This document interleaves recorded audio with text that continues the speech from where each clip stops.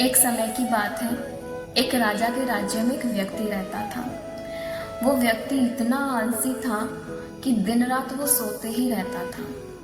यहाँ तक कि राजा के नाम से नहीं, उस व्यक्ति के नाम से उस राज्य को जाना जाता था। आसपास के राज्यों में वो राज्य उस व्यक्ति की वजह से बदनाम था। वो व्यक्ति काफी गरीब था, कुछ काम नहीं करता था, दिन रात सोता रहता था, उसे कोई काम पे भी नहीं रखता था। अगर कोई व्यक्ति उसे काम पे रख भी ले तो वो किसी का काम समय पे नहीं करता था।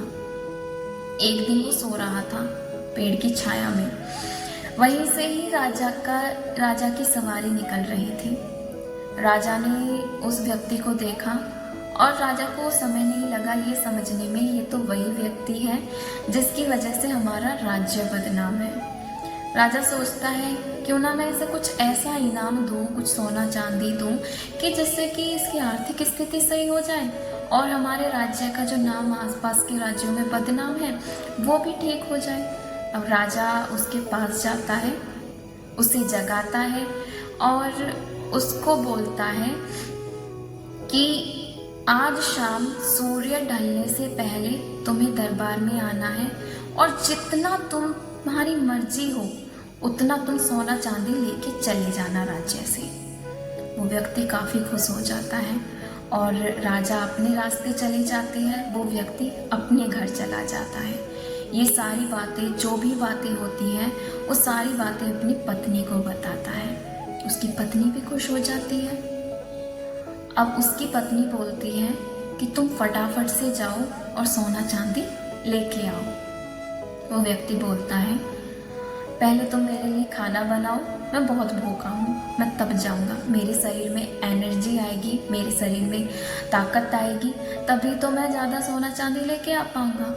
पत्नी सोचती है हाँ सही बोल रहा है, तभी ज़्यादा लेके आएगा सोना चांदी। वो उसके लिए फटाफट से खाना बना देती है।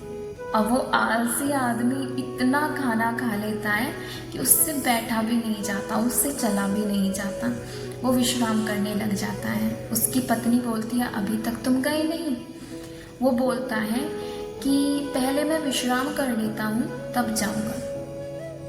अब उसकी पत्नी उसे जल्दी से उठाती है, धक्के मार के घर से निकालती है, पहले सोना चांदी लेके आओ तब विश्राम करना।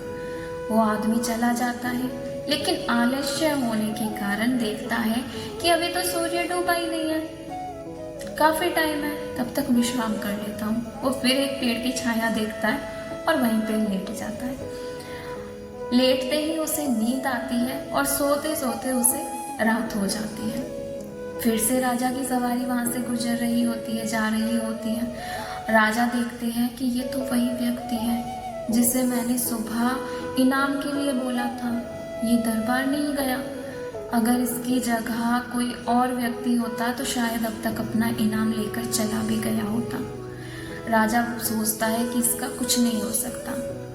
तभी राजा उसके पास जाता है और उसको जगाता है। वो व्यक्ति उठता है तो देख कर के डर जाता है कि सामने राजा है और राजा ने तो मुझे इनाम लेने के लिए बोला था, मैं गया भी नहीं, रात हो गई है। राजा उससे बोलते हैं कि शायद तुम्हारा इस जीवन में कुछ नहीं हो सकता, अगर तुम्हारी जगह कोई और व्यक्ति होता तो शायद इस मौके का पूरा फायदा उठाता, लेकिन तुम कुछ नहीं कर पाए।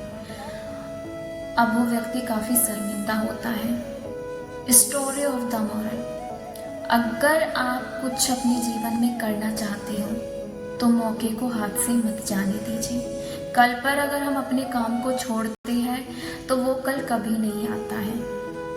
आज आप जहां पर हो, साल भर बाद भी आप वहीं पे ही होगे। तो बोलते हैं ना कि एकदम से सफलता किसी को नहीं मिलती है, छोटे छोटे कदम बढ़ाने पड़ते हैं। तो कल पर अगर काम टालोगे या आलस्य करोगे तो जीवन में सफलता कभी हासिल नहीं होगी। बाकी आपको स्टोरी कैसी लगी लाइक कीजिए और हमारी YouTube फैमिली का हिस्सा बनने के लिए सब्सक्राइब भी कीजिए। राधे राधे।